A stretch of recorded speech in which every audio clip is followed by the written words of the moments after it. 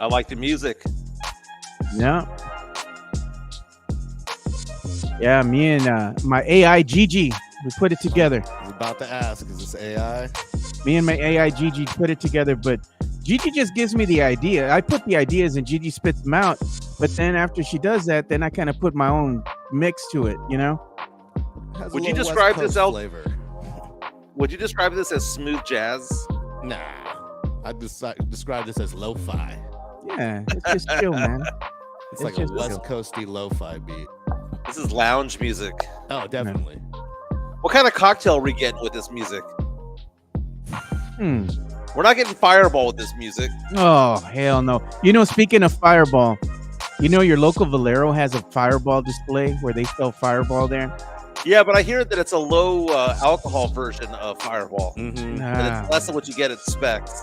Fireball still sucks, dude. I hate Fireball, man. Come on, bro. Hey, what's the timer at, man? The timer's not showing. It's showing up here. It's at 40 seconds. I don't see it. Yeah. That's part of the problem when we're doing stuff online instead of using OBS. Joe, let's let you do the intro today, my man. Do the intro? All right. We got our normal suspects in here. Matt Lerma, Sam Salinas, Matt Gomez, Albert Lopez. What's up? Morning. Albert Lopez, the same morning, fellows. What's up, LG? What up? Buenas.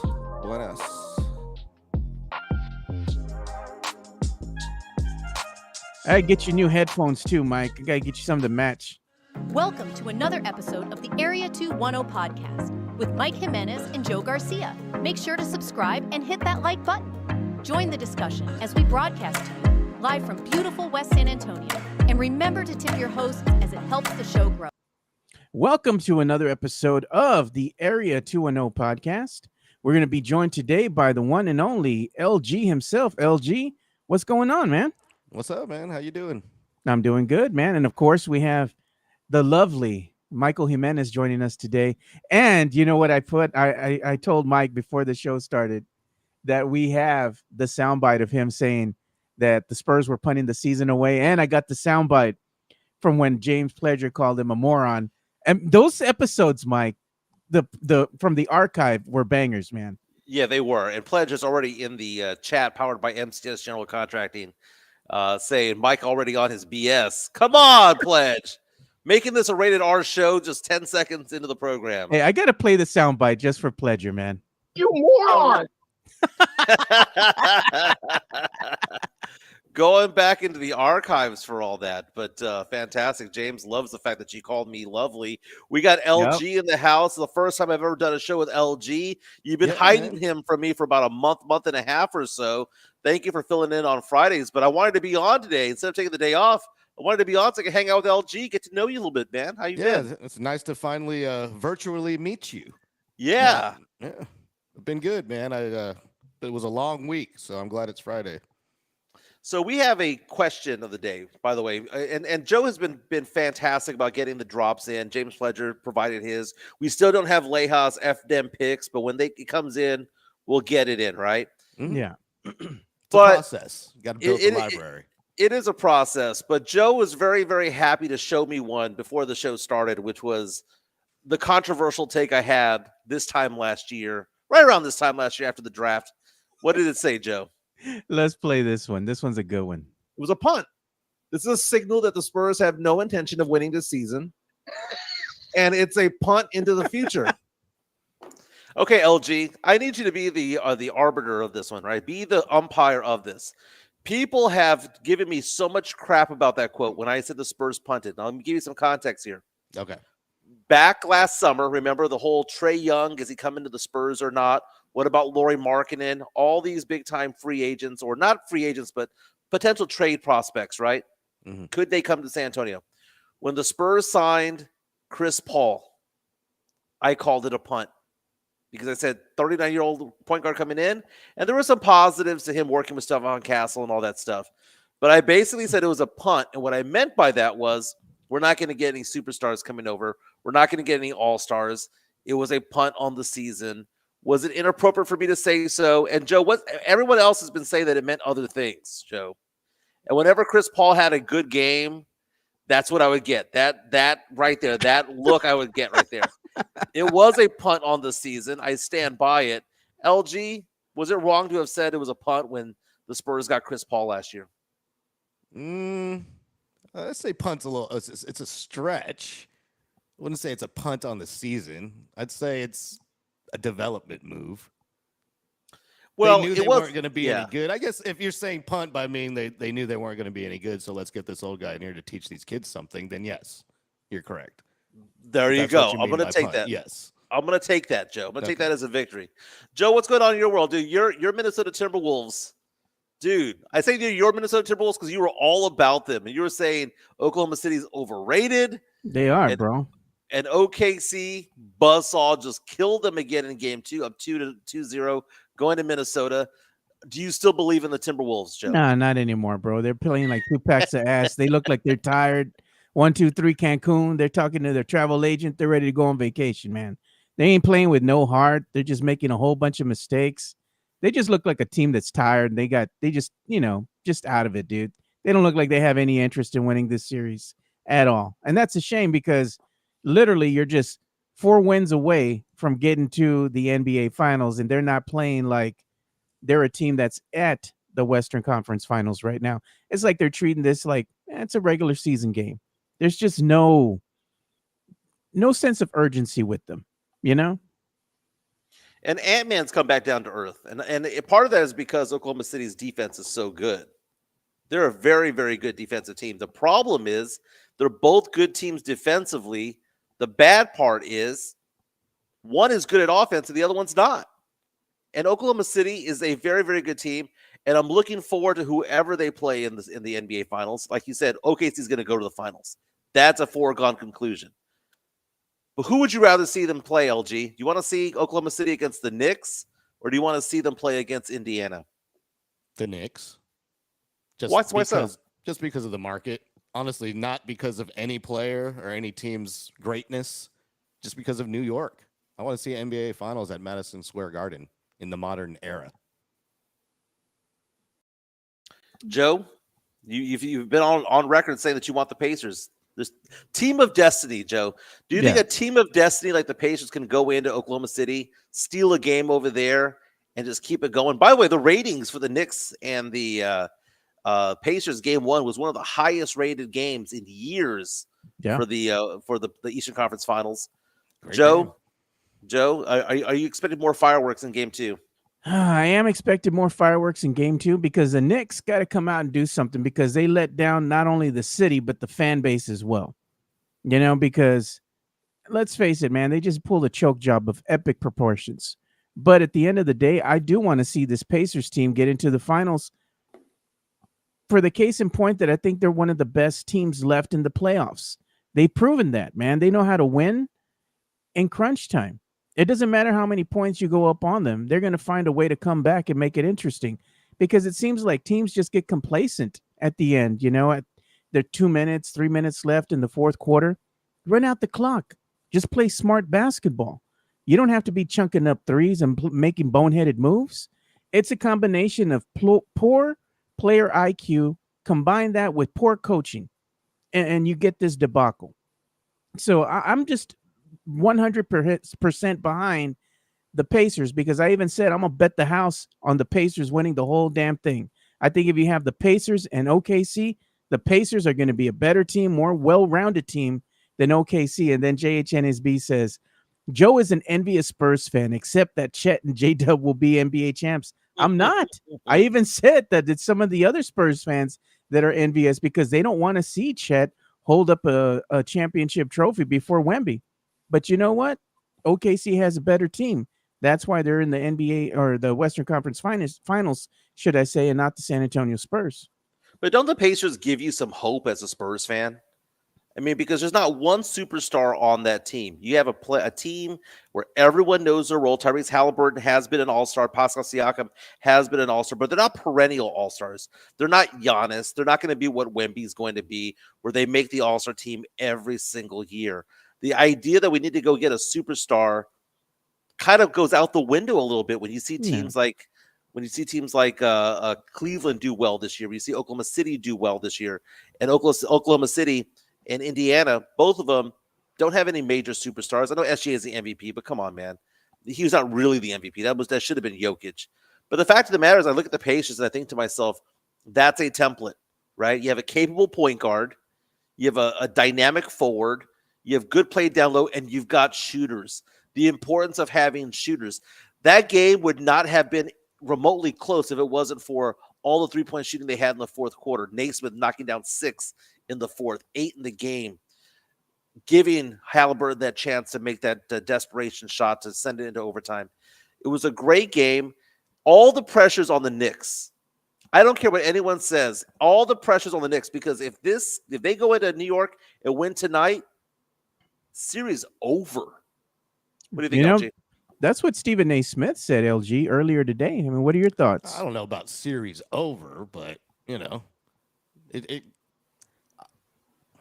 Halliburton's shot was a miracle. Come on now. It was a miracle. They had to come back. It was a miracle. It's like the Tracy McGrady thing with the Spurs when he scored all those 3-pointers in like 30 seconds when Devin Brown fell over. But that's another story. But it happens from time to time. This doesn't happen every game. The Knicks played a better game. For 47 minutes.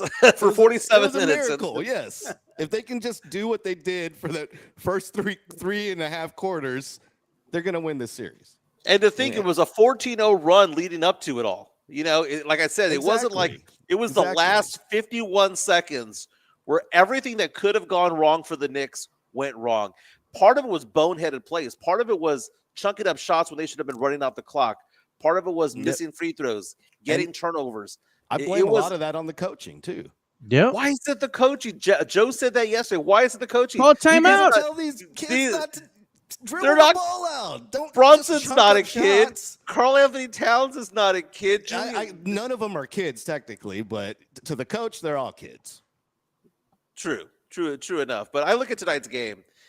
Indiana plus 210. Man, those are some tasty betting odds right there. Plus 210, 6.5-point favorite. Okay, let's say the Knicks do win. They're going to cover the spread at 6.5? Because I think that's kind of high.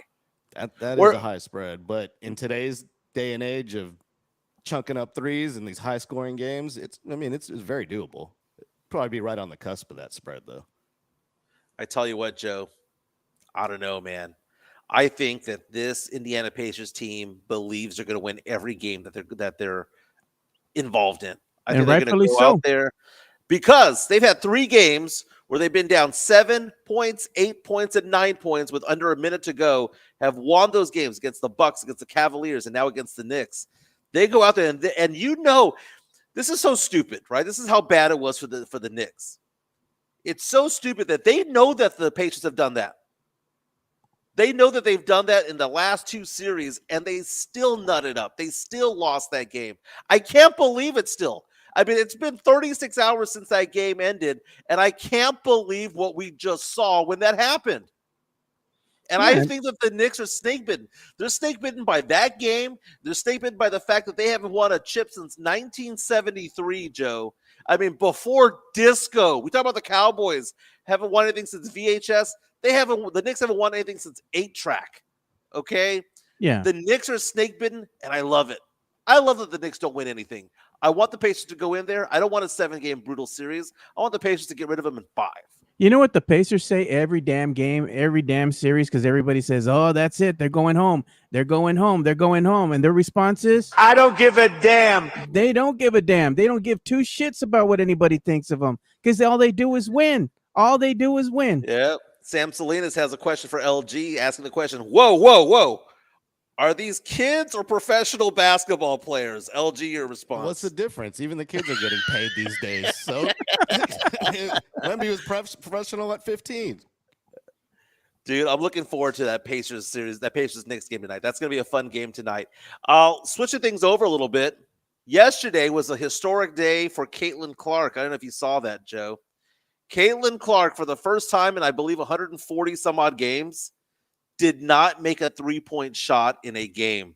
She went ice cold, Mike. She went ice cold, scored only 11 points. They still won. Indiana still won that game. Went 2-1 on the season. She had only 11 points, but it's kind of weird. That is a team where Caitlin Clark may not actually be the best player on that team. That's how good they're going to be, right? Yeah. That's a good. They don't need her to be chunking up shots. I got the perfect sound for Caitlin Clark and her debacle yesterday. She was pretty pedestrian, dude. SpongeBob. Yeah, pretty pedestrian. 4 points at halftime. I dare say she played like Angel Reese. Did you see her outfit, Joe, going into the game? Did you see her outfit going in? I don't know if you can find her outfit. She didn't look comfortable. Let's show the outfit, Joe. Let's show the outfit because LG, did you see her outfit? She looks like she worked for either. What? Why are y'all watching this? What? Well, first of all, because it was all over social media. It was all over Twitter. It's not like I went and searched it out. I thought you happened to be watching the game. You're like, I'll check out her outfit. Well, you know how you see Angel Reese go out there and she's dressed like a supermodel going out there, and then you have all these other players. The NBA players do that too. Even Wemby. Yeah. It's a thing now. You got to walk through the tunnel and like it's a freaking gala. A lot of guys were thirsty over this, but the fact of the matter is, the question was. Was she dressed to work at State Farm or was she dressed to work at Target?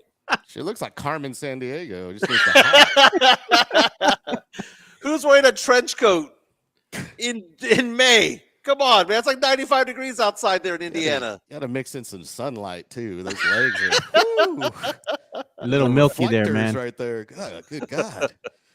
So you're against the catwalk on the NBA and the WNBA level. They don't do that in football, do they? I know Burrow and Brady do. But are you against the catwalk?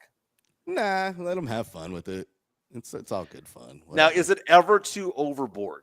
Okay, because I think Caitlin Clark looked uncomfortable doing that. When Wemby came in with the freaking whatever, the face all covered up, the Slender Man outfit, is that overboard? The polar opposite of overboard was Tim Duncan coming in with the baggy pants with and Jinkos the Jinkos. Jinkos and a Tommy Hilfiger polo and went down to the knees. Yeah. How big is that polo shirt? If it went down to the knees of that guy, if I wore it, it would hit the ground, right? My 5'7" self, it would have been. It would have been like. Look at Matt Lerma. That style's coming back. Look at Matt Lerma's comment. Kate from State Farm. That's funny. Now, is it true that they play at State Farm Arena? I think so, man. I mean, if that's the case, because I heard that they're called the Indiana what? Sky? No, Chicago. Yeah. State Farm Arena's in Atlanta. Let me see here. Oh, and Indiana. You're right. Yeah. And look at Pledger says the entire NFL does the catwalk too now. Yeah. Okay. So here's the thing. Is it the entire NFL or is it just the quarterbacks and the star players? Because it's not like we care what Odell Beckham Jr. was wearing back in the day, Joe Burrow, Jalen Hurts, Saquon Barkley. They're the stars. They're the faces of the NFL. We see Dak Prescott do it a little bit, CeeDee Lamb as well. But I don't think everyone's doing it. I think just the stars are doing it. You know, the third string quarterback is not going to be doing that type of move. You didn't see Cooper Rush doing that, or we didn't care. But Caitlin Clark looked completely uncomfortable doing it. It almost feels like she's trying to force herself into having some sort of personality that she doesn't have. She's obviously a great player. She's obviously one of the 10 best players in the WNBA. If you want to say top 5, that's great. The best player is Asia Wilson. But the fact of the matter is that I felt uncomfortable watching her do that catwalk because it's so not her. Like, what was the point of that image change right there? You know what she looked like?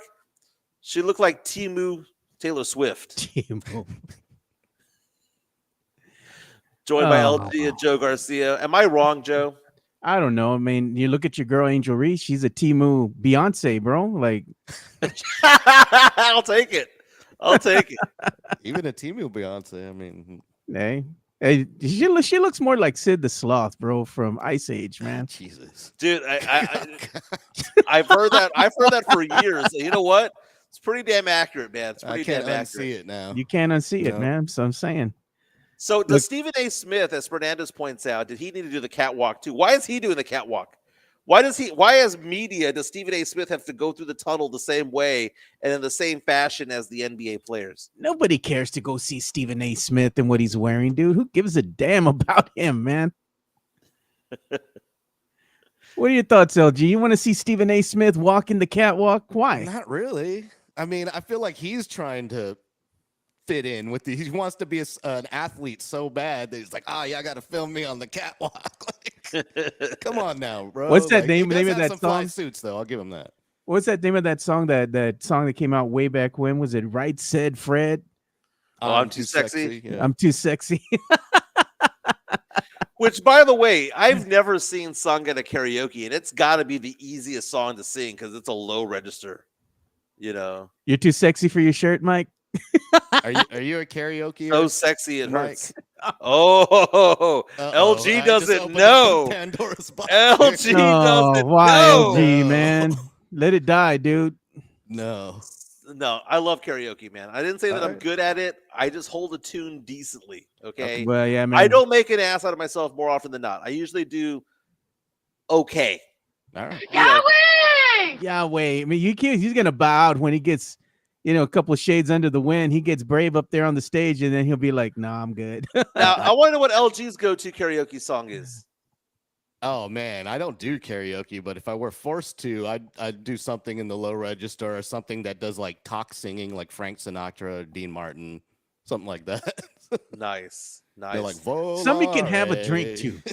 Yeah, You don't I have like to hit that. any notes at all. Or I'd do Biz Marquee, Just a Friend, where you can just be Oh, off tune the entire time. Dude, that's a great song, man. You know what? First of all, I did not realize when I heard Bill's Marquee back in '89, I guess is when the song came out, that is some sage advice there. Oh, it's true. Don't believe a girl who says she just has a friend. He got okay? burned. Yeah, he Dude, got okay, burned. all Someone those hurt him. songs in the late 80s, early 90s had good advice. Never trust a big butt and a smile. Oh, yeah. Don't live Mhm. DeVoe. You know, That's the truth. there's a Poison. lot of great advice in It's there. poison. Joe, we need to get you on stage because you didn't do it last time. No, I'm shy, man. I I gotta don't do get real. karaoke. I gotta get Yeah. all sorts of effed up just to get up on there. No, not effed up. It's called the Goldilocks zone. Not No. drunk, not sober, right in the middle, baby. Right in the middle. Yeah. It's the same type of alcohol where you suddenly get good at darts and pool. You know, I Yeah. suck at billiards when I'm sober. Get me a few drinks in me, all of a sudden, man, I'm doing trick shots. You know, I'm setting myself up for the next one. I'm hitting darts in the bullseye. Yeah. Oh, Oh, look at- Fernandez says his song is Friends in Low Places. One of my favorite songs to karaoke. Again, low register. Yeah, that's an easy one. And Tony Ornelas says, Joe, you are not shy. You do this show, bro. Yeah, I do the show, and I'm not afraid to talk with people. But getting Oh, on stage yeah. and singing is something different, bro. I'm the same way, man. I don't like getting in front of a live crowd. I'll DJ in front of a live crowd, but I don't like being like presenting anything or singing or being on Yeah. the mic at all. I mean, LG back- I don't mind doing stuff like in front of people, like public speaking, things like that. I'm not afraid of. Like even like back in the day, I used to do like I guess like acting and stuff because I used to be on stage doing like helping the school out with plays and whatnot, and doing little parts here and there, and that didn't bother me. But singing on stage in front of people, now that we got a problem. the next level is back at the Angry Elephant Bar on 281 back in the day. Hot Tin Roof, which used to be on 410 and Callahan area, and now they do it at oh my god, it's a bar on 1604, kind of near the rim, where they do live band karaoke. Where I can dig that. That's better. Yeah. It's not piped in music. Mhm. You have a live Live band. You have a band. guitarist. You have backup singers, and you've got a drummer, and all that stuff. The last time I did live band karaoke, I sang "Panama" by Van Halen, and it freaked me out because I was doing decent enough that the guitarist started like leaning into me a little bit, and I thought that was kind of weird. I was like, "What are you doing?" And he was getting into it, Yeah. But Panama's a great song, dude. Gets everybody going. Panama. Oh god. But if I hear "Sweet Caroline" one more time at the karaoke bar, I'm gonna go off Hey. on somebody. What's wrong with that, dude? That's like a Red Sox staple, man. You go to the game. Those are Okay. the songs where everyone just has to sing with you, though, man. Those are the ones where like I can't sing, so I'm gonna pick this song so the whole bar's gonna sing with me and help me Yeah. through it. Because you Go, just point the mic bum, out. bum. Yeah, you just point the mic to the patrons there, and they'll be like, "Sweet Caroline," and that's everybody else. That's the only thing everybody knows. Dun dun dun, and that's it. Joe, I tweeted yesterday that why is it that country music is so lazy these days? Why Oh is every yeah. song about alcohol? Every You know song what? is, pour me a drink. It's My kids. I think of tequila, bourbon this, and It's funny you it's said that because lazy. my kids had said the same thing. They're like, this country music sucks. They said they say the same thing all the time. They're singing about the same thing all the time. They're like, it sucks. It's boring. It's the same thing, dude. The same thing. Let's get back to sports, Joe. Get back to sports. The Spurs. I was looking at this mock draft today. It was called the consensus mock draft. And what they did was they picked 7 mock drafts and they gave a consensus saying, here is the low end and the high end of each player, right? So, for example, Conca Nipple, right? Yeah. The highest he's been mocked is 3, the lowest is 10. So we know he's going to go somewhere between 3 and 10. If you look at these 7 mock drafts from everywhere from The Athletic to ESPN to CBS Sports to Yahoo Sports, all the way down, right? 3 to 10. Dylan Harper at number 2, right? Yeah. You know what the highest he was? What? 2. You know what the lowest he was? 2. Oh. Every single major mock draft has him going number 2. LG, does that scare you a little bit? That he's the consensus number 2 pick in the draft, or does that give you a little bit of calmness as a Spurs fan that the world thinks that he's the number 2 guy in this draft and that there's no question about it? It gives me calmness.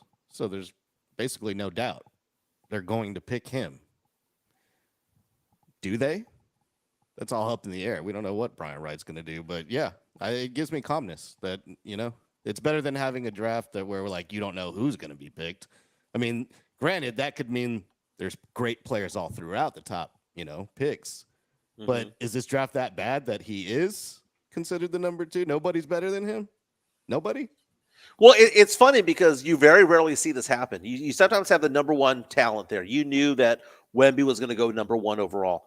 Last year, when you looked at the draft, beauty was in the eye of the beholder. If you had the draft board of all the different teams, some would say that it was Zachary Sarche. Some would have said Castle. Some would have said Alex Sarr. So that was a draft where I honestly believe the top 4 teams got the player that they wanted. I think that if the Spurs had the number 1 pick, they would have chosen Castle. I think that if Washington had the number 1 pick, they would have chosen Sarr.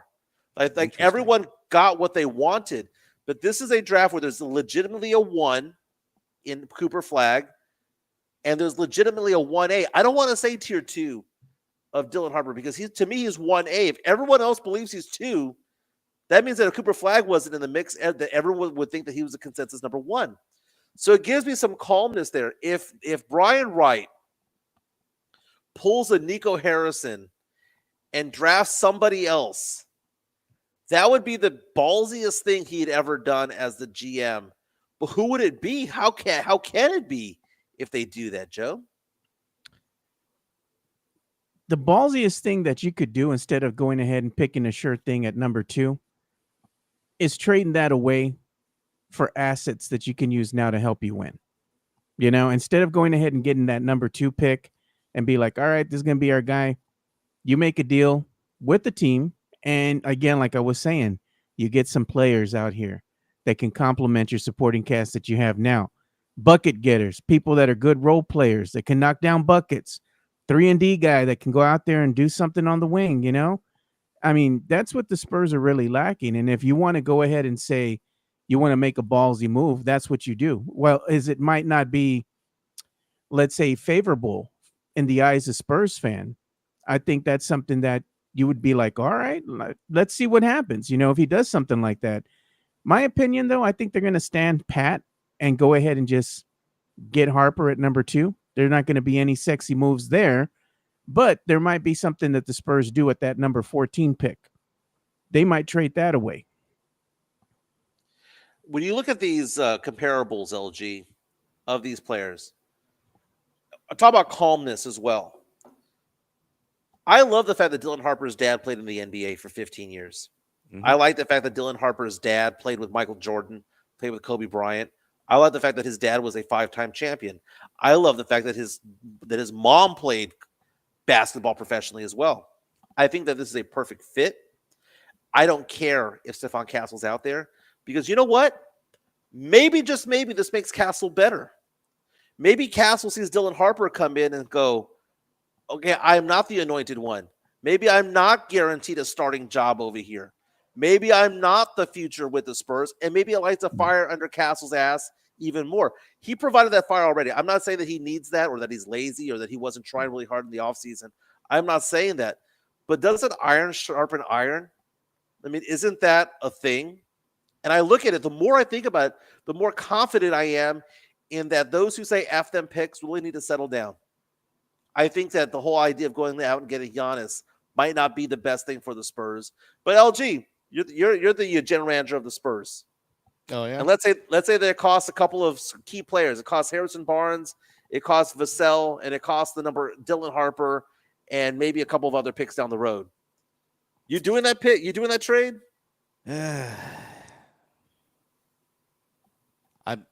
Honestly, we put all our eggs in the Wemby basket. I'm asking Wemby. If Wemby wants to do it, he wants Giannis that bad, present him the deal, those players. He says yes, you go with what Wemby wants, man. This is Wemby's team. You gave him the keys to the city. You gave him this team. He's supposed to be the face of the NBA. So let him shape the team how he wants. What do we have to show that Wemby is that guy, though? We don't. I mean, I know he's young. He's young. He's 20. He's going to be 21. The whole idea that it's his team, I tell you what, if we brought in Giannis, if we brought in Kevin Durant, it wouldn't be his team. It would be their team. It's one of those things where you look at it and I think to myself, my God, you might be punishing Wemby by bringing in another star. Because Wemby was supposed to be that generational talent, right? And I know that it's weird. We go back in time. Who are the two generational talents the Spurs have had? David Robinson, Tim Duncan. David Robinson had, years at the Navy, 2-year naval commitment. He came in as a grown-ass man. Tim Duncan, 4 years at Wake Forest, came in as a grown-ass man. So maybe this is me just piling on Wemby right now when Wemby is still 2 years younger than what these guys were when they first came out. I get that. But it's also different because he was given the keys to the car sooner. Mm-hmm. He was given the keys to the car a lot faster than those guys were.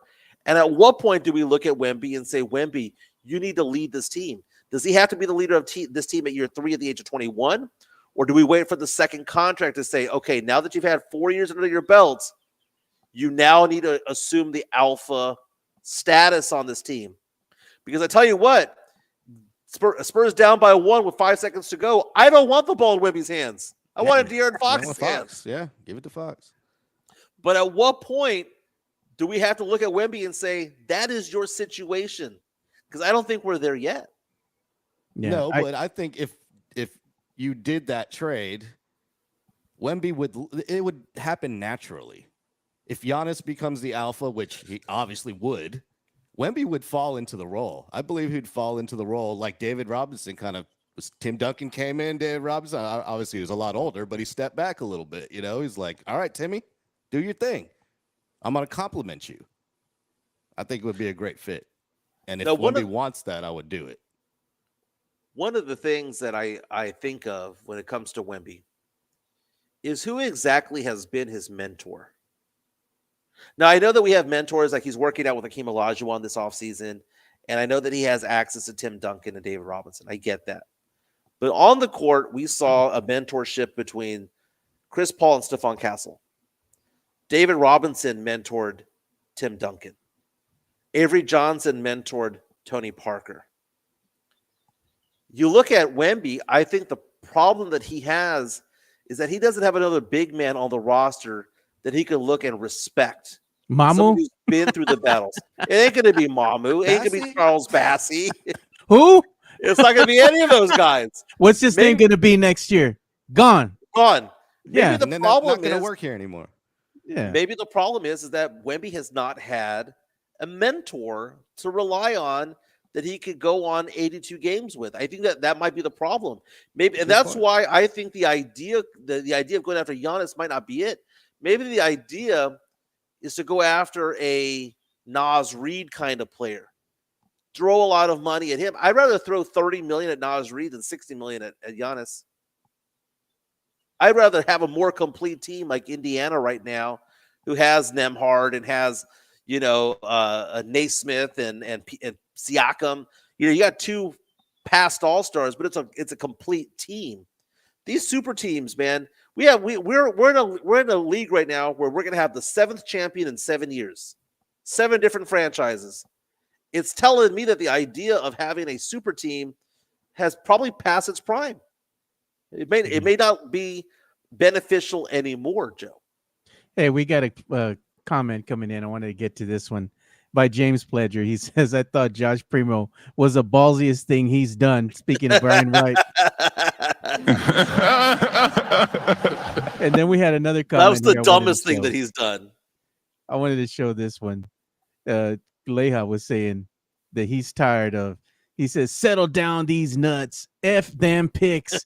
And he says, tired of this. He goes, trade them picks, bring in stars, and F and win now. You know what? Okay.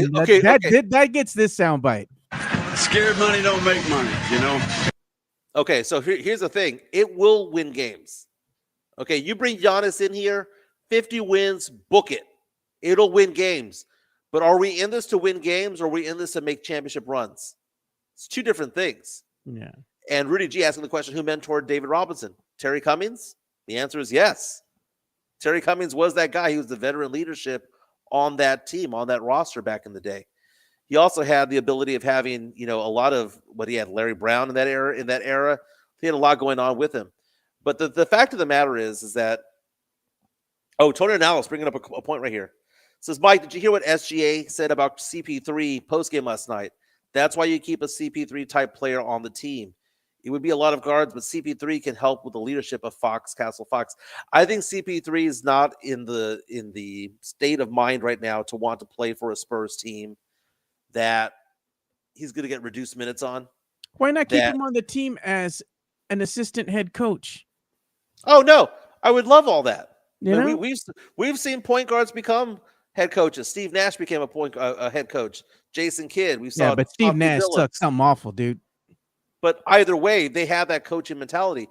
But is CP3 going to go try to win a chip someplace? Is he going to go try to be a mercenary and go latch on to Indiana, go latch on to the Knicks, go latch on to one of those teams? Father Time's undefeated, brother. Well, but I mean, what's the appropriate amount of minutes to play a 40-year-old Chris Paul when you've got Dylan Harper, Stephon? Then why would he play? Why would he go there? But I'm not saying you don't get him on as a player. You say, look, you know what? You go ahead and retire. Yeah, you come on as coach. It's like Avery's final year on the team. It's basically a player coach. Yeah. He was a coach and a player on the Mavericks, basically, too. Yeah. That one season. But you don't think Giannis can be this mentor? I mean, what does he have? 11 years in the league? 12 years? If Giannis was a mentor, he would have mentored Thanos, his brother. His brother sucks. Sometimes there's that brother situation, like you can't have a brother as a mentor sometimes. Why does Giannis' brother sound like it's very true. Giannis' brother's name sounds like he belongs in a Marvel character. That's a badass name, honestly. Well, what's your name? First day of school, Thanius. Thanius. That's a badass name. But LG, let's talk about a Giannis coming to the Spurs potential, right? The whole point that I hate the fact that I just kind of feel like if you give up the farm, you have 3 solid players and then nobody else behind it. I just feel like there's just no bench, nothing behind it, and one injury and you're done for the season. Your thoughts? I wouldn't say done for the season, but yeah, you do have to have a bench. Obviously, you got to make other moves. This can't be your only move that you make, and you can't give up the farm. You've got to do something to where you come out on top of this deal without giving up, the entire farm. You got to keep some key pieces in there. Like I think Castle should be off the table, to be honest. Hey, I'll buy Number 2 pick, take it. Oh, keep Castle because number 2. Everyone say it's going to be Harper, but he hasn't been proven yet. Maybe there's some sneak pick that's going to be better than him. Let's win. Primo now. 2.0. Let's win now. Yeah, exactly. Maybe he pulls his dingus out in the locker room or something. I don't know. Man, no, dude. I remember when they drafted Primo. I was at a bar called Deal over on Ranch, right? Doing and I was karaoke, right? And it was weird because it was like Working Women's Wednesday or something like that going on, where I was there going, where are all the dudes watching the draft? It was just me and like 80 chicks around me, right? And I was just sitting there going, okay, and with the 12th pick in the NBA draft, the San Antonio Spurs select, by the way, after months of prognosticating, after months of reading mock drafts, they said the name Josh Primo. And I was like, oh, a consensus second rounder. Oh. Yo, I too like to live dangerously. A consensus second rounder. This was after they picked Luka Samanic, who was also a consensus second rounder back in the day. This is why I say LG, and Joe agrees. I trust Brian Wright when it comes to trades, but when it comes to picking players that are not no-brainers, number 4, Stephon Castle, guess what? Every GM would have taken Castle that position. Number 1, Wemby, everyone would have taken Wemby. He's great with the no-brainers, great with the trades, but I'm questioning what he's going to do at 14. Mm-hmm. Look at MGP joining us here in the chat. Thank you for joining. He says, what a reach Primo was, and that was a big reach because if you look at the reaction that Spurs fan had at Primo's name being called, they were just in shock. And then when the reality set in that the Spurs went ahead and picked a guy that was projected to go even further, maybe down in the first round, maybe even the second round pick, they were just angry, dude. And then they were like, well, let's see what the kid can do. He looking like he might be all right, an upgrade over Trey Jones, and then gets caught showing his dingus somewhere, and then that's it. Yeah. He gone. It was a reach, and he played really well when he was playing, and we thought we were going to have something, but then he wanted to reach around. Yeah, reach around and play games, man. We needed a drop for that one, Joe. What was the appropriate drop for that one? That was the Kawhi laugh. I think is what that's a Kawhi. We need to go ahead and get a soundbite of Spurnandez. I need him saying, good morning to Spurs fans and Spurs fan only. That's right. LG, I mentioned this to Joe yesterday. The hurtful thing of watching Indiana play is the fact that their two biggest players, or the ones playing the best right now, are Tyrese Halliburton and Aaron Naismith. Both players the Spurs passed on because they drafted in 2020 at number 11, Devin Vassell. Number 12, Halliburton went. Number 14, Naismith went. Damn. That's the hurtful thing. And we talk about Josh Primo, Alperen Sengun, who should be named third-team All-NBA. They passed on him as well. So that's the hurtful thing of watching the playoffs. Still gonna cheer for Indiana nonetheless, but it just shows that it's all about the draft. It's about picking the right guy. I know it's about development, but it's also picking the right guy. Not that Vassell has sucked. It's just that Vassell has not ever played a playoff game, and it's been like 5 years. No, he sucks. He does. He's a spotty shooter, streaky shooter. He is streaky. Yeah. But he broke a Spurs record for most three-pointers in a month in March of this year. Yeah, he probably broke the most attempted as well. Yeah, he needs like 40. He's always open. To get 10 points, man. In his mind, he's always such open. Thing as a bad shot. Yeah, never missed a shot he didn't like. Devin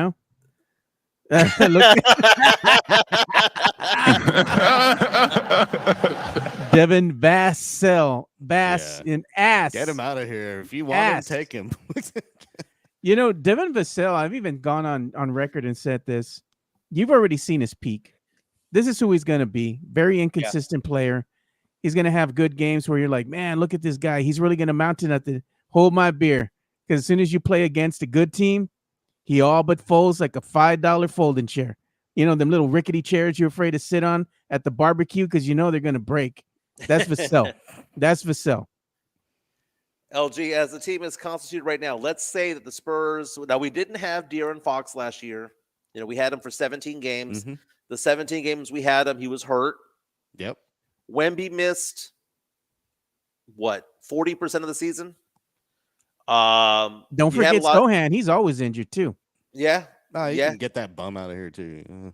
But he has colored hair, LG. They love him, man. First of all, I'm enjoying I'm enjoying the fact that people are jumping off the Sohan bus, the Sohan train. It took a while. I was a complete dick apparently for knowing that he was a scrub from the get-go. But still, people are not going to be like, well, Jimenez was right. No, You every can't time ever you say see Jimenez was right. Sohan play, Mike, this is what your reaction was. What the fuck is this? Okay, LG, I talked so much crap about Sohan. We went to go see him play. Joe had tickets on the 5th row, which I don't sit that close down. And it was the one game that he went off. And I told Joe, I think he saw me in the stands. Yeah, and then me and Leha were there too, and we had what's his name? The traffic cone, the one guy that we shipped off to the Bulls. What was his name? Collins. Zach Collins. Collins. Yeah. He was out there and we're heckling the whole game. Even the Portland Trailblazers players were laughing because we're calling them booty crumbs every time he got near us. Booty crumbs, booty crumbs. Now that's the best move Brian Wright's ever made, dumping that contract. I know that trade. Although he gave him that contract, so is that a wash? Oh, look at that. I like this one. Jevin Tavarius says, Jeff, for sale. I want to put that on the back of a shirt. Yeah, somebody yesterday called him Devin Vagisil. Oh. You think they'll let you go in the jersey? Wear that in the jersey over there in the arena? That is hilarious. If you, yeah, they would. I don't see why nothing. As this team is constituted right now, LG, how many wins they're getting? Let's say they get Dylan Harper. You have a healthy Wemby, a healthy De'Aaron Fox, Stephon Castle in his second year. As it's constituted right now, no major pickups. How many wins are they getting? They had 34 last year. Yeah. 45? 50? Nah, I don't think they're getting 50. I think they have a chance at the play-in. That's it. 45 sounds about right, man. Sounds about right. Jason Garcia with a $2 super chat coming on in. Say new drop for Primo. Here we go. Money talk. Here comes the money. He says, new drop for Primo, My Ding-a-Ling by Chuck Berry. I can't believe he was allowed to talk about songs that, have like innuendos there. You know what? Let's talk about that. Early time for that song for him to be able to sing that to people. What are the best innuendo songs? Love Gun by Kiss. Jeez. Hit Me With Your Best Shot. Pour Some Sugar on Me, Def Leppard. Come on, bro. I heard or I read someplace, and maybe I'm wrong, that the song Honey by Mariah Carey was cochino. And look at this. You have James Pledger. He's clapping back at you, Mike. Okay, he says we were wrong on Vassell. You included Mike after just naming everyone they could have taken after him, but you were trying to call out the ones that defended Sohan about being wrong. Meat kettle. Okay, first of all, Pledger and I were all about Devin Vassell when he was at Florida State. Pledger and I were both. It was Pledger's show back on the Saturday Morning Hangover, and I was oftentimes on there with him. 11 o'clock ESPN. Florida State would be playing basketball every Saturday. And we saw Devin Vassell and Patrick Williams play, and we're like, man, that Vassell guy would be great for the Spurs. So when the Spurs drafted him at 11, I was excited. But the weird thing was that when Vassell played college ball, he was a lockdown defender. And a decent offensive player. What? So as if you were to rate him as a defensive player, he was like a 9 or a 10. Offensively, he was like a 6 or a 7. He goes to the pros.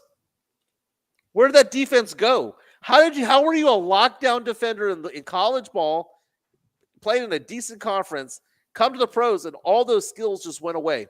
Because I've never once seen Devin Vassell lock down an NBA player. Offensively, he's all right. He's still all right. But that defensive skill just went away.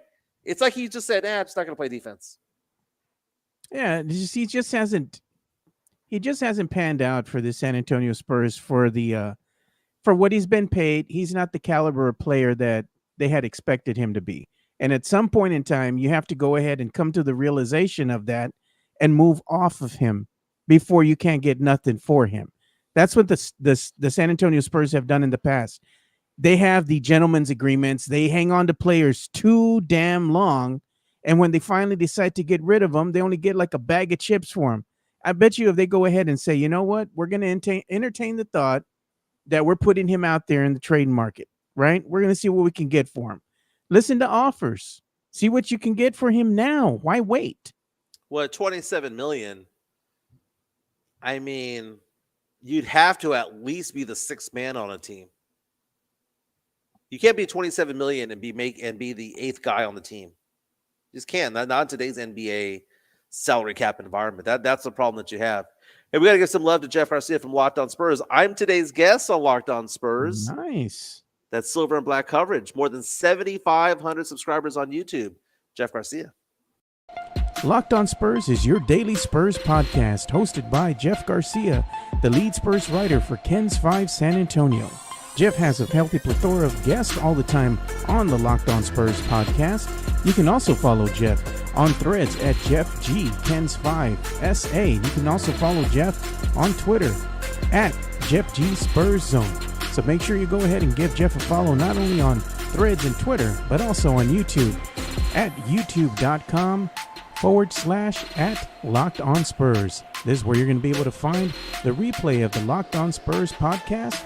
Make sure to like, subscribe, and share. Again, the show's coming out. I am today's guest. We asked the question, Stephon Castle, what was the good about him this year? What was the bad about him? And we give a letter grade. Also answer some questions from listeners as well when it comes to it all. Jeff Garcia. I listen on Spotify. I'm not a YouTube guy necessarily when it comes to a lot of things, but I do love listening to him on the road. Check it out on Spotify. Kendrick Perkins is making the news these days. Yeah, Jeff just put that out there too. Claims to have locked down Tim, Tony, and Manu at some point. Kendrick Perkins, you think I have tall tales? Kendrick Perkins, I don't remember him being any good in the NBA. Nah, dude, he was very forgettable. I just remember him yelling at the refs. That's the only thing I remember. He had just a loud mouth. I mean, I can't even tell you what teams he played for. He played for the Celtics. He played for the Oklahoma City Thunder. That's right. He was there for 5 years. Didn't he get like a standing ovation yesterday? Yeah, I don't know why. For what? He didn't do nothing. For what? He played for them, I believe, 2010 to 2015. Those were the years where you had, Westbrook and you had Ibaka and all those guys. I remember those guys. Kendrick Perkins. Who cares about Kendrick Perkins? Yeah, nobody cared about him or his yellow eyes. He was very forgettable. Oh, man. But I'm looking at the mock drafts for number 14. What are the Spurs going to do at 14? I'm going to make the bet, Joe, that we don't pick number 14. I don't think that we're going to keep the pick. Yeah, that's what I said. It's going to kick it down the road. Yeah, I said the same thing. I don't think they're going to keep the 14th pick. I think they can go ahead and get some assets for that, or maybe something else. If it's not going to be future picks, maybe they can go ahead and get, let's say, said players for the 14th pick that the Spurs could use on their roster now and say goodbye to who? What's his name? Bassie? Yeah. Champagne? Tony Arnall is saying that he wants Rasheer Fleming at number 14. A lot of Spurs fans are really enamored with Carter Bryant, who played for Arizona. I'm kind of confused by the whole Carter Bryant thing because he played well at the combine and he has the measurables. He's 6'8", 225, has the wingspan, a 3-and-D guy, shot pretty decently from 3 in college, 37%. The problem I have, LG, and tell me if I'm wrong in thinking this. Someone who looks good in a combine setting, but only averaged 6 points per game in college. He averaged 6. 6.1 to be accurate. And he only played 19 minutes a game in college. And this guy is projected to be a lottery player. And I'm thinking to myself, why? He didn't get the reps. Based on the combine performance alone, I guess. Like it's dumb. Isn't that crazy? It's crazy. Like, yeah. Someone's going to draft this guy, and then they're going to look back and go, maybe we shouldn't have drafted him. Maybe he had the body. Maybe he had the body, the size that we wanted, but maybe the skills weren't there. Do you know who the NFL comparable to me is? Trey Lance.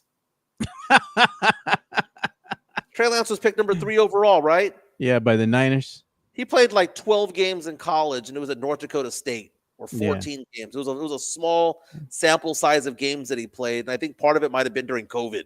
And where's he at now? He gone. Gone. And then people are like, man, we didn't realize that Jaden Daniels was going to be so good. We didn't realize that Joe Burrow was going to be so good. Guess what? They played a lot of games in college. They played 3 or 4 years. They have 40-some odd starts against SEC defenses. Baker Mayfield. They played a lot of games for a lot of teams. Caleb Williams will be good this year because they played a lot of games. It's almost like experience counts. Yeah. We got an incoming super chat here, so thanks for that, Greg. Here comes the money. Here we go. Money talk. Here comes the money. He says, Mike, LG, and Joe, great show. Happy Friday, fellas. Happy Friday to you, Greg. Thank you so much. We appreciate you, brother. Appreciate it, Greg. And it's Friday, and we don't what? We don't give a damn. That's what it is. We don't give a damn. Hey, right. we're gonna have a 3-day weekend, Joe. Man. I'm looking forward to it, man. I got to hit, after the show, I got to get going and hit all my marks at work hard because 3 days off, Saturday, Sunday, Monday. It's going to be great, dude. It's going to be great. LG, what are your plans for Memorial Day? Well, some of y'all have a 3-day weekend. I'll be working all weekend. So, yeah. Oh, man. On holidays, I usually work. So it kind of sucks. But, yeah. Freelance life, man. No 9 to 5. Oh, That's understood, right, man. You work 24/7, bro. When you're your own boss. Dude, I got home at 1 a.m. last night. Drove all the way from Hutto. I should say Carl Schoning's car drove us from Hutto to San Antonio. How's Carl doing these days? He's fine, man. He's good. Dude, I did some shows with him back in the day. He's a good guy, man. He's a great good play-by-play. Yeah, we've been doing a lot of camera work together. He's like my partner cameraman these days. So, he does a fantastic job doing play-by-play, whether it's with the Austin Spurs every once in a while or the Incarnate Word Cardinal basketball team does a fantastic job. Katie Goodman oftentimes on the air with him as well. They do an amazing job. Yep, voice of the Roadrunners. That's right. Yep. That's right. Hey, Joe, I'm going to head out to Kemah. I know, man. You told me you're going to be going to the boardwalk, Kemah Boardwalk. How is Kemah? I've never been to it. Kemah is cool, man. Kemah is, you got like 3 or 4 restaurants there. It's like Saltgrass, that bubblegum shrimp place and all that stuff. And then you have the rides. I'm going to tell you the ride that scares me the most, man. Ferris wheel. Fuck that shit, dude. The Gravitron. Yeah. Dude, the Graviton I got on at the rodeo this year. Oh, no. Dude, that'll mess you up. Is that the one where you're hanging on like this? and it slides you up a little bit, then you crash into it, then he slides you back down. If you throw up, it just stays plastered like that until you stop. How are you still riding carny rides? Right? Come on. It's disgusting, man. No, man. You said don't get in the caca water, Mike, over there in Galveston, because Kemah is right smack in the middle between Houston and Galveston. That's why I was asking, because I've been to Galveston many times. Is Kemah a better experience than Galveston? Well, the experience you have at Kemah, the Kemah experience is it's more about enjoying the water, not getting in the water. Cool. I'm all about that. Water because I don't fuck with the ocean. It's about it's about floating on a boat with a drink in your hand, or looking at the water and the birds as you're sipping on, or getting on carnival rides. The carnival rides there are nice. It's not like it's little roller coasters and stuff like that. It's very cool. It's a permanent installation. It's not like the fly by night where they just set it up in 2 hours. Oh yeah, no, it's rusty bolts and. It's permanent, but they also have on there from Kemah every Saturday, it's like 6 months on, 6 months off, but every Saturday they'll have a cruise that has a theme associated with it. It's a dinner cruise. So you get on at 4 o'clock, you don't come back till like midnight, right? You have dinner out there out in the water. They have a 90s themed 90s R&B cruise line. They have an 80s pop cruise line. Nice. They've got a 50s and 60s music theme where they have bands come in and perform. Nice. DJs perform as well. So that we're trying to jump on. It's pretty cool. Sounds awesome. Have you ever done an escape room?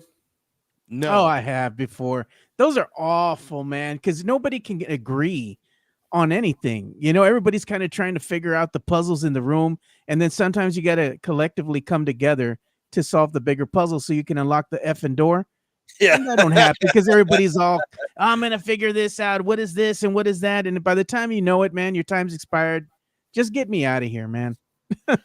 There's a place over in the Woodlands that I was Chica and I were walking up and down, and we came across this one area. We went to the movies. We went to go see Sinners the other day, which was a very good movie. And as we were walking back to the car, we noticed that there was an area there of the shopping center that was kind of secluded, and we wanted to know what was over there. And it was an area that had nothing but 5 or 6 different companies that did different things. Right, one was an arcade and a pool hall, which was cool. 2 of them were escape room places, and then there was another place that was kind of like it was like you had to solve riddles and puzzles, and it was a drinking game. But there was this one place that I saw, LG, that I thought was kind of interesting. It was a game show room. So a game show room where you go in there 3-on-3, 4-on-4, where you play a simulated game of Wheel of Fortune where you actually spin the wheel, where you're playing Plinko, where you're playing all these game shows like Jeopardy and whatnot. They turned it into an experience where you bring your friends and you battle your friends in a game show environment. That I'm looking forward to. I can do that. I can get into that for sure. That would be Oh, awesome. man. Family Dude, Feud, you know. I We hear got a Costco request. selling the Plinko game as well, like for your home. Can you imagine that, having a little Plinko game? I don't know. I how to wouldn't play mind that having game. that. How do you even play that game? I wouldn't Tex-Mex mind Frank. having that. Yeah, man. Is Tex-Mex that the Frank. game they play in Vegas that everyone's betting on, and like they got the video board up there with all the scores? Oh, that's Keno. Oh, that's Keno. Okay, That's so what? Keno. Yeah, I'm look, confusing that with Tex-Mex Plinko. Frank asking for this, dude. Thanks, Tex-Mex Frank. Appreciate you. Here comes the money. Here we go. Money talk. Here comes the money. He says, appreciate what you fellas are doing to my ears. Where is the Tom Cruise Edgar cut? He goes, need a 3-day Texican weekend grito. We'll bring you that. But this is what happened to Tom Cruise after he went ahead and visited San Antonio. He Yep. got the Marbach. Out of all the Crema. theaters, he chooses River Center Mall. Of course. Come It's on. tourist. Come on, man. Yeah. Not one local in the place. Kesa has video of him addressing the crowd. There's no video of him eating popcorn, which I think is hilarious. But I do like this, the Edgar cut. You know what? Kind of looks all right with it, Joe. Yeah, he looks all right with it, man. But you know, we got to go ahead and give him the grito because they Yeah. paid for the grito. So we're going to go and give him the grito, man. Here you go.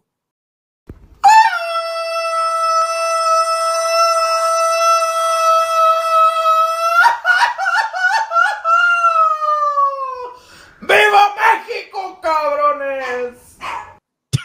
We all have a cousin that looks like that guy, dude. Did you We get a all new have that one? deal, That's a man. new grito, right? There's a Yeah, new that grito. Changed There's- it out. All right, We got a new nice. one too. We have another one. I'll play the other one just for shits and giggles here. This one's courtesy MCS General Contracting. That's my favorite one. Three Amigos. Three amigos. I'm still here, el guapo. Yeah, El Jefe. Now, LG, we were talking about westerns yesterday. Is Three Amigos technically a western movie? Yes. It is. You know, El Jefe, the guy who plays El Jefe is from San Antonio, by the way. But Oh, El Jefe, fun fact, really? Yeah. I've met That's him a few awesome. times. He's from here. But yeah, it's a Western. It's a different Western, but I consider it a Western. They're saying, is that Mike doing the grito? No, hombre, dude. Mike doesn't have that in him, man. I don't know if you're that No? ethnic. It's too ethnic for him to No do the grito? grito. No, it's funny that you mentioned that because Chica asked me last night to do a grito, Did you? and I did, and she kind of gave it a bad grade. It wasn't awful, but she kind of gave me a bad grade. But it wasn't so much. I used to do it good, dude. Middle school, high school, I would mockingly do a grito to my dad because my dad would listen to KEDA 1540 Radio Jalapeno, right? He would listen to all that. And I would do a grito, and I did it really good, but it was a mocking thing, dude. Now these days, I don't know, man. I think when my voice lowered over the years, I can't get it. I can't get ¡No that high. mames, otra vez! No mames, Mike. You ain't gonna do no grito. It's more of the Apache battle cry, like Chica always has to say. She kind of ruined the grito for me now. Yeah, so and Chica says she only does the Apache battle cry when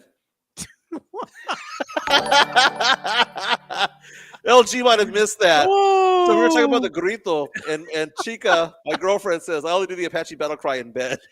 All right. You must have some good moves, Mike. That's what she said, man. And then she says, like, athletic. yeah, because she's like, the grito is nothing more than the Apache battle cry. I'm like, Chica, always hitting us with them facts, man. Okay, we're gonna address Mario's super chat in a second, but here's what Chica has done. LG, she has ruined movies for us. Okay, tell her to see Rudy. Okay, I've seen my old radio show at San Antonio Sports Star. We would have movie reviews because I didn't watch movies growing up. Like I wasn't allowed to, or whatever the case may be. Okay. So I watched Gremlins for the first time, and I watched, all these movies, Officer and a Gentleman, all these movies for the first time. I'm now with somebody who didn't watch movies growing up either. So I'm showing her different movies, and I'm showing her things for the very, very first time. She said she wanted to watch a good war movie or a good thrilling war movie, right? So I showed her Full Metal Jacket. Have you seen Full Metal Jacket? Of course. At the end of the first act, when the gunnery sergeant gets shot, right? Mm-hmm. She looks at me and goes, "I'm not surprised. I can't believe they did that to a special needs guy." I had watched that movie hundreds of times, and I never once considered Lawrence Gomer Pyle, right? Gomer. Pyle. I never once considered him to be special needs, but she goes, "It's obvious he's special needs." Bro, they beat that brother with that bar of soap, man. she goes, "He's special needs, and he's gonna attack with soap." Well, now that did you ever once consider him? I know, but now that you mention it, he might have been, on the spectrum a little bit. But I don't think it was diagnosed back then. So no, technically he wasn't, because it wasn't diagnosed back then. Damn it, Chica. She ruined everything, man. She ruined Forgetting Sarah Marshall, which I thought was funny. What was the other? She ruined like 3 or 4 movies. I forgot the other ones, but it's just so funny. Yeah. Oh, okay. What is your major malfunction, numbnuts? The iconic line. Yeah, that's why, and then you have this, man. Mike, let's not forget, he's sneaky athletic. My detective test determined that was a lie. You got that meniscus tear just from walking around now, so I think the athleticism's gone, brother. Joe, you met my friends who told you back in the day. That was back in the day. I'm talking about now. That I could serve a tennis ball over 100 miles an hour. I could probably get mid-90s to 100 now. We don't work that way no more, Mike. Gotta let the dream die. We're old already. You try doing that now, you're gonna tear something, bro. I'm telling you. Mike over here like Uncle Rico. Yeah. You're gonna tear every muscle in your stomach, dude. Does LG believe this tall tale that I told this past week? Okay, did this happen or not? I'm saying it did, because it did happen. LG, back in the day, there were clubs downtown, right? There was the Vault, was a one club that I used to go to downtown. I went over there, went to the Wells Fargo ATM downtown. Didn't have a weapon on me because I don't carry a gun or a knife or anything like that. But I was going to go to a downtown. Stop the cap. I had a tennis racket because I play tennis. I took it with me and I hid it between my legs. And a guy came up to me with a little blade, told me to give me the money. And I picked up my racket like this, and we had a Mexican standoff. And he walked away. Yahweh! Joe thinks that that's bullshit. It is bullshit. Do you believe that happened or not? Because, by the way, I reenacted it in front of the entire family over here, Chica's family, here the other day, and they were cracking up saying that there's no way in the world that happened. No. And I was like, dude. First of all, why do you have a tennis racket, though? I play tennis. After going to the club? Well, it was just in the car. Oh, okay. It was in the car. I wasn't going to the ATM where I'm driving up to it. It was the one at the Wells Fargo where you have to walk to it. Okay, I got you. Yeah. So I'm in the middle of downtown. It's midnight. It's a Friday night. I don't want to get mugged. So I took a little something before I went to the club, and then I just was going to put the thing back in the car. I'm on call. Yeah, I think that's a bunch of BS. Detective test determined that was a lie. Because you're not going to grab a tennis racket out of your car, dude. I didn't have a bat. I didn't have a bat. It's San Antonio. Are you gonna? You don't need anything. You're Mexican. Well, obviously, I walk did. to the ATM and get your damn money. Well, I did. Just give it up. Was it just a homeless crackhead or what? I know it was an Edgar. Oh my God! This is there was Edgar's back then. This is the chat. This is the chat of the day. A tennis racket between the legs. Where did you hide the handle? That was my second thing I was about to get to right there. How did you hide a tennis racket between your legs? Okay, you put the tennis racket between. Do you have wide feet. Thighs? I am bow-legged, okay. but still. I had it standing upward, but I had it between my toes, between my feet. And I got you. You set it down. Yeah. So that's basically what I did. And he came around. He goes, "Give me your money," and I was like. And look, we got to address the super chat we got coming in. Thank Mario Cavazos. Here we go. Money talk. Here comes the money. He says, it's Friday, and we don't give a damn. No mames way. No mames otra vez. Thank you, Mario. Appreciate you, man. That's badass. Hey, we need to talk some pop culture on the other side. Britney Spears is in trouble, but before we get into that, let's give some love to MCS General Contracting. Yeah, let's go ahead and give them some love. MCS General Contracting, more than 30 years of combined experience in concrete placement. They are the best in the business. Honest pricing, high quality work. They get going on house foundations, driveways, concrete patio decks. If you want to extend the deck, extend the driveway. If you're a business and you need to put together a slab, a parking lot, or other concrete placement services or sidewalks, reach out to MCS General Contracting at 210-774-9155. They're confident in their skills, so give Chris Leha over at MCS General Contracting a call at 210-774-9155. And thank you for being a sponsor of this show. Even Chica knows that's diamond hard concrete there. They do a fantastic job. Already people calling me. The number 774-9155 for your concrete placement needs. 774-9155. They can do residential. They can do business, parking lots, driveways, whatever you need. 210-774-9155. They did a sidewalk at my house. Looks badass. We have some people saying, Jason Garcia saying Jimenez ain't Mexican. Shay 84 saying I'd carry a golf club and be like Tiger Woods' ex-wife, Elin. And Tex-Mex Frank coming at me and saying Mike using a tennis racket to defend himself. I call fib. It was probably an umbrella or a piñata stick. That's unbelievable, yeah. Now, let me ask you this, LG. Britney Spears, believe it or not, was born in 1981, which makes her 44 years old. If you had to go to Vegas and place a bet on the over-under of how long she's going to live, to what age, what's the over-under at? Because I'm saying 52. Like something's going to happen in the next decade. The end is nigh. I'm going to go under. I'm going to go with 50. Okay, you're gonna go. If I said at 52, you're going to say at 50? Go the under? Mm-hmm. So apparently the authorities were called to LAX airport in Los Angeles Thursday, which was yesterday, because she lit up a cigarette on a private jet. She was drinking, lit up a cigarette, and apparently that's a big no-no. I thought that was only for like commercial airliners, but she's on a private jet that had flight attendants, and apparently there was some sort of confrontation that ensued. You surprised at any of this at all? And did you realize that you couldn't smoke on a private jet? I'm not surprised by it, and I guess it really did. I have flown a private jet a few times, and we couldn't smoke on there, but we didn't own the jet. Did she own the jet? Or Probably not. So you can't smoke on that. She probably felt real entitled or was just real messed up on drugs and lit up. But yeah, you can't smoke on jets, man. Like, I guess you can if you own it. Like Trump could probably smoke on that Qatar jet. That's what the airport right now. Yeah. But Joe, You know what over under set at 52. Joe, you taking the over or the under? I'm taking the under. How old is she? 44? 44. Yeah, she's 48, bro. She done. And you know what she Oof. told them flight attendants?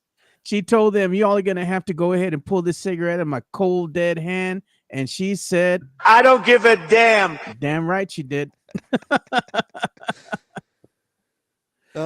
she's had a very long fall from grace. That's for sure. Yeah. Her dad messed her up, man. It just shows, man. All the talent in the world, man. If you don't have people around you that love you, Talent? Something. It's a stretch, but She dancing. She's making them dancing videos with the knives and stuff, man. She's gonna hurt somebody. Good marketing is a very powerful tool. You see pictures of her dog. Why. Not even the dog wants to be there, man. Talent. The dog, She's he's like, no talent hack. Back in the day, "Hit Me Baby One More Time" was good enough. She it was auto-tuned like she crazy. Singing a lick. Yeah, there was no talent. The talent was the studio engineer that applied the auto-tune to her voice. You know who else is heavily auto-tuned now? Both The Weeknd and Post Malone, dude. They auto-tune the crap out of their voices, dude. And The Weeknd can actually sing, so he doesn't need to do that. I saw a video recently of John Bon Jovi trying to sing these days. Oh God, he has no pipes anymore. He is sang his last song, dude, which was sad because Bon Jovi was good enough. Bon Jovi was one of those bands where it was like, you don't want to say that you like them. They were the original Nickelback. You don't want to say that you like them, but we all liked them at some point. Look at Redbird Junkie. Hit Me Baby One More Time with Mike's tennis racket.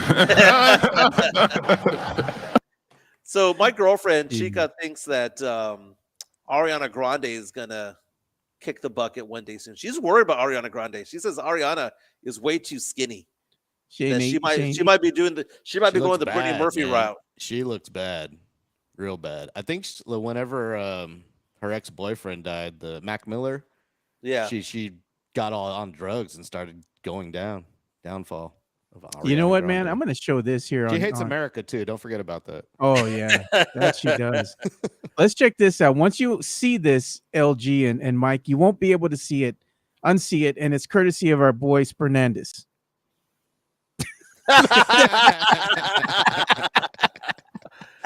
Is that her real facial expression? Yeah. It looks like someone drew that on. Like, No, man. After Caitlin Clark got roughed Look at that today. So another defender came up and roughed her up at the midcourt line, and she screamed back at them, "I'm not afraid of you!" And then she gave that look. I'm not afraid of you. So far, we've determined that she looks like that she was dressed like State Farm / Target yesterday. Looked very uncomfortable. A lot of the comments were guys saying, "Okay, hear me out. I'm not going to listen to that, dude. No." But Caitlin Clark yesterday, for the first time since she was a sophomore in college, did not make a three-pointer. But Indiana Fever still won that game and are now 2-1 on the season. I want to play a get to know you game with LG. All right. Okay, get to know you game is okay. So LG, who is your celebrity crush? Your first celebrity crush back in the day, growing up? Melissa Joan Hart. Wow, you know what? That's a band of refined taste. I like it. I dig it. Sabrina the Teenage Witch. So what was it about Sabrina? Sabrina? Yeah, the teenage was witch. she Sabrina? But I know her from Clarissa Explains It All. I didn't watch. Oh, okay, that's right. Yeah, he's going old school. That was my first crush. Nickelodeon. Clarissa Explains It All. I wanted to be the dude that snuck in her window every night. You remember her friend would sneak in her window every time? I wanted to be that guy. Who's your celebrity crush now? Oh man, that's a tough one. Can't even answer that. I gotta get back to you on that one. All right, think about that. What's the one album? What's the one album you listened to the most growing up, or one artist that you listened to the most? The Roots. Interesting. Yeah. Give me your Mount Rushmore of movies. Stranded on a deserted island, can only take 4 movies with you. You're killing. At least name 2. Hardest question. Like nobody can. At least name 2. I'm taking Tombstone with me for sure. Okay. Yeah. RoboCop. Go ahead and take RoboCop with me. I think RoboCop's probably my #1 movie of all time. I'd buy that for $1. Exactly. All right, we go for a drink, and someone says, "Hey, LG, I got you, man. What do you want? What are you drinking?" If we're talking beer, you can get me some Love Street, or I'll take some soju or some sake. Interesting. Some sake. Yeah. That knocks my ass out, man. Yeah. Nagorisaki, to be specific. Very cool. Joe? Yeah. Memorial Day is coming, is upon us. Dude. Oh, I didn't tell you, Joe. My divorce might finally be official soon. It's still not. I thought it was done already. Dude, it's been 2 years in the making, man. 2 years in the making. You keep changing it up. Oh no, man! I think my attorney sucks. I think her attorney sucks ass too. Like seriously, do you know who drew up the decree? Who? Duh. At the end of the day, after thousands of dollars spent, I'm the one who designed 90% of the divorce decree. So why don't you fire your attorney, man? He's already cashed the check, man. Oh, God. Look at Tony Ornelas. Joe is jealous. Mike, you don't ask me these questions to get to know me. I don't. Well, I know way too much about Joe, man. Joe, I'm gonna bet your childhood celebrity crush was Alyssa Milano. No, Melissa Milano wasn't bad, but I like that other girl from Erie, Indiana, man, the sister from that series. From Erie, Indiana. What show is that? Oh, come on. It's an obscure sitcom that came out way back when, dude. You're talking about years and years and years ago. But the sister, she was cute, man. The sisters that were cute in a TV show back in the day were the ones from Fresh Prince of Bel-Air. Was it Stacey Dash? Is that her name? Yeah, she wasn't ugly. My celebrity crush growing up, my first one, LG, was Susanna Hoffs from the Bengals. Oh wow. Walk like an Egyptian. She did the eye thing. Yeah, she Remember did the eye thing, and I was like, I like what's going on here. I dig this. Joe, who are you bringing up, Joe? Who's this person? Oh, you want me to bring her up? What was her name? Trying to find out. Erie, Indiana? How long ago was this show in the 80s or 90s? Probably late 80s, early 90s, something like that. He goes, damn, that's specific. I guess I was the only one that watched it from what I'm seeing here. Oh, it was only one season, Joe. This doesn't count. Hey, man, it's a TV series I like, dude. It's on Netflix, apparently. Yeah, I guess so. Well, I'll show you a picture. I mean, it's hard to find because it's obscure, you know. Okay. There you go. There's sister right there. See, you can see it right here. I don't remember this. From far away, she looks like Aunt Becky on Full House. Becky. Dude, we all loved Aunt Becky. She cute. All right. She cute. I've never heard of before, but I'll take it. Yeah. Well, fellas, I got to slide out. Oh, show my number, by the way, if you can. At least, oh, my goodness. Mario Cavazos saying Eliza Dushku. Yep, she cute. Bring it on. She was also on that. She was also in True Lies with Arnold Schwarzenegger. Yeah. 210-508-0369. 210-508-0369. I peddle them investments. I peddle them insurances. Have any questions about retirement accounts? Have any questions about life insurance, disability, long-term care, auto, or home? Give me a call. 210-508-0369. Only been in business for 19 years. 210-508-0369. I have a client meeting I need to run off to over Zoom. Got to change the shirt, look more professional. LG, finally got a chance to hang out with you, man. It was nice getting to meet you a little bit and getting to know you. Have a fantastic weekend at work, Joe, with what you're doing over the weekend as well. Yeah, no show Monday. Remember, we're taking off. Very nice. All right. By then, the Knicks should be done. The Knicks should be through. We know Minnesota will be. Yeah. But everyone have a fantastic weekend. Go Spurs, go. Remember, at the end of the day, it's Spurs in 5. Spurs in 5. We'll go ahead and see you later, Mike. Peace. Late. All right, LG, we're going to go ahead and plug you real quick before we leave, man. Where can they go ahead and find you, man? Yeah, you can check me out at DJLG210 on YouTube, on all the other socials, on Twitch. It's at Twitch is at LG's House. And I'll be doing a podcast sometime this weekend, so look for updates there. Please subscribe to the channel and all my socials. I appreciate you having me on again, Joe. And yeah, man, it was fun. It was fun to meet Mike for the first time. Finally did the show with Mike, so it's all good there. But make sure you go and give LG some love here. Like he said, he's on the X. You can go ahead and find his YouTube channel, LG's House. His show's he's got going on. He also helps produce a show that's called The Sports Cave with Biggest the Biggest Puma. Puma. With Sam Freeze and I have teamed up. We're back again doing sports shows, and those air every Monday and Wednesday at 8 p.m. on the YouTube channel at Sports Cave Live. So give us a follow there. We're also on Twitch at the same handle. And Margaret Robbie is my celebrity crush right now. Oh, Margot Robbie. Yeah, Okay. Margot Yeah, Robbie. Yes, she's that cute. one. Nice That's choice. my one today. Nice choice. I couldn't think of her name. Yeah. And I got it wrong too. It's Margot Robbie. Margot, yeah. Yeah, there you go. All right. Well, we're going to go to bring the show to an end. We'll see you boys on Tuesday. Y'all have a great weekend. Enjoy Memorial Day. We're out. Peace. Later.